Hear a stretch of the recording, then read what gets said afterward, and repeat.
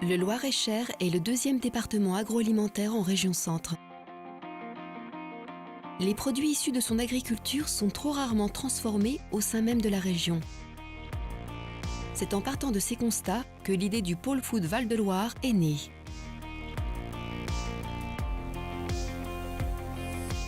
Dans une région comme la région Centre, il n'y avait aujourd'hui aucun lieu permettant d'accueillir ce type de projet. Et c'était un petit peu un paradoxe, une sorte de région de production, mais pas de transformation. C'est vrai qu'on connaît peu le Loir-et-Cher pour son activité industrielle, mais l'objectif, effectivement, c'est d'apporter de la diversification au niveau industriel parce qu'un territoire va être riche de sa diversité. Nous, on a pris part aussi au projet pour la bonne et unique raison qu'on a des anciennes industries agroalimentaires qui disparaissent et que moi, j'étais vraiment intéressé à créer de l'emploi. C'est le problème numéro 1 des élus aujourd'hui, créer des emplois, créer de la richesse sur son territoire. Le dispositif Food Val-de-Loire s'articule autour de plusieurs composantes. L'agroparc permet d'implanter au sein d'une même zone d'activité des entreprises industrielles, artisanales et tertiaires de l'agroalimentaire. Le cluster d'entreprises, dispositif de réseautage et de partage de connaissances, réunit des entreprises spécialisées dans le domaine de l'agroalimentaire afin de favoriser les échanges et l'émergence de projets collaboratifs au sein de la filière. L'incubateur d'innovation accompagne les porteurs de projets en agroalimentaire pour provoquer et faire aboutir des créations d'activités novatrices. Il totalise aujourd'hui 1000 m² d'ateliers agroalimentaires entièrement conçus et aménagés par la CCI et mis à disposition de start-up innovantes. Enfin, le pôle dispose de sa propre cellule d'intelligence qui réalise des veilles de prospective et d'innovation pour ses clients en incubation et les membres de son cluster. Une partie de cette information est diffusée sur les réseaux sociaux. On accompagne bien évidemment les startups si elles le souhaitent sur le côté bancaire, sur le côté prise de capital pour les aider à se développer d'un point de vue financier. Notre rôle a été d'apporter des terrains d'abord, c'est déjà important.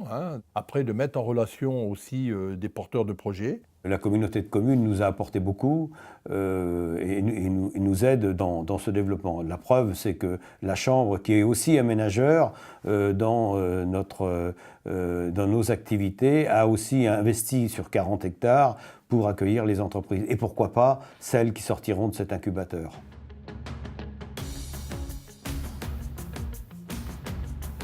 Les pôles sont fondamentaux pour des entreprises qui débutent. Ça professionnalise notre projet, surtout dans le domaine de l'innovation de rupture où on crée chaque jour. La solitude de l'entrepreneur, même si on est deux, c'est déjà mieux que d'être tout seul, elle est connue. Là, on a la chance d'avoir des gens compétents dans différents domaines, avec des structures derrière, la chambre de commerce, l'agglomération de communes, qui, sur tout un tas de questions, sont vraiment des apports en veille, en connaissance et en appui même de réalisation de certains projets. Donc c'est pour nous vraiment un écosystème qui est favorable. On avait besoin de locaux, d'une cuisine, de bureaux, on avait besoin d'une proximité du marché parisien, de vraies possibilités de vendre proche de Paris à seulement 2 heures de Paris, une proximité avec des producteurs de la région Centre en termes de produits bio notamment, et c'était important pour nous qu'on soit capable de sourcer nos produits alimentaires au plus proche de notre atelier. C'est aussi cette équipe Pascal Badou, Pierre Bernot-Merlet et Christelle, qui nous permet d'avoir une vision à 360 à la fois sur le marché du côté business, à la fois sur le marché du côté stratégie, sur le marché du côté communication, du côté veille, etc., qui est très important pour se maintenir au fait. Donc il y a une vraie complémentarité dans cette équipe qui est finalement un vrai atout à nos côtés depuis bientôt 3 ans. Food Val-de-Loire a vraiment sélectionné des projets qui sont dans l'innovation, qui sont tournés vers l'avenir, qui sont dynamiques et qui sont jeunes. Et c'est vraiment agréable d'être dans cet univers cohérent.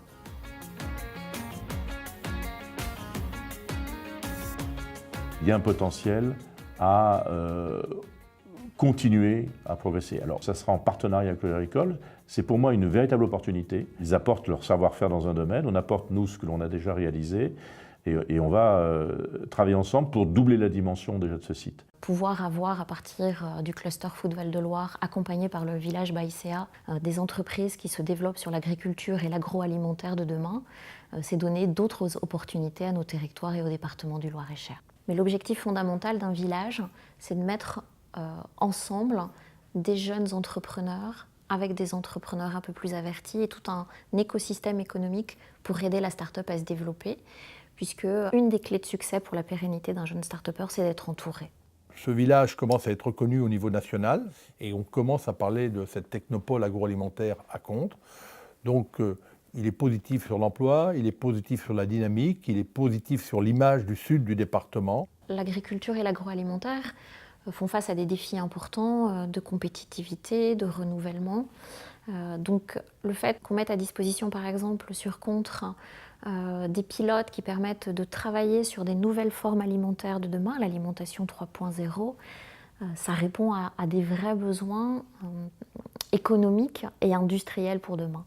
Le pôle demain, c'est certainement une quinzaine ou une vingtaine de start-up en permanence ici, dans des laboratoires qui travailleront. C'est aussi de travailler encore un peu plus avec les laboratoires extérieurs, c'est-à-dire les universités, c'est-à-dire les laboratoires de recherche, quels qu'elles soient.